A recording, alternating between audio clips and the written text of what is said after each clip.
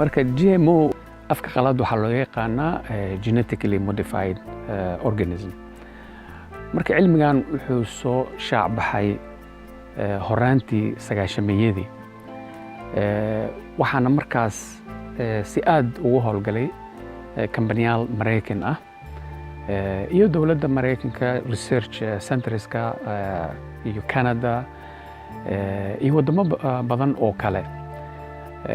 marka ujeedada oo GMO-da oo loo sameynayay waxay ahayd yani in la helo genes oo aan laga heli karin maalan waxyaabaha ay beertaan beeraleyda oo meel kale laga soo qaato gene-kaas taas oo lagu talaalayo markaas geedaha la beerto sidii ay wax soo saarkoodii ay u hormariso iyadoo markaas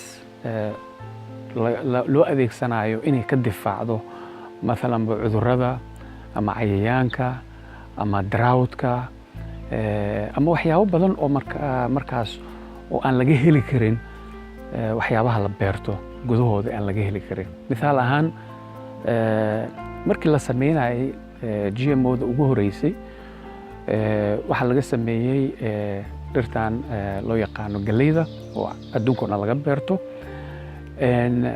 markaas waxaa loo baahnaa in la keeno gene oo cudurkan ama cayayaankan loo yaqaano dhuunqabadka oo ka hortaga. marka waxaa la ogaaday in bacteria nooc ka mid ah oo bacillus la yiraahdo inay gene-kaas inay qabto oo ay ka difaaci karto haddii gene-kaas laga qaado oo la keeno oo lagu talaalo galleyda inay ka difaaci karto cudurkan ama cayayaankan la yiraahdo dhuunqabadka ama stem borer oo markaasna beeraleyda ay ka baxaan isticmaalkii sunta ay isticmaali jireen ay ku buufin jireen ay kaga hortagi jireen cayayaankan dhuunqabadka. marka GMO markii la leeyahay macnaha waxa waaye markii gene-kaas laga soo qaado oo laabka lala aado laboratory-ga markaas lagu farsameeyo gene-kaas oo DNA-da galleyda ama misigada ama soybean-ta ama rice wax kasta qaado oo lagu dhex talaalo. markii lagu sameeyo oo lagu talaalo kadib ayaa la beeraa.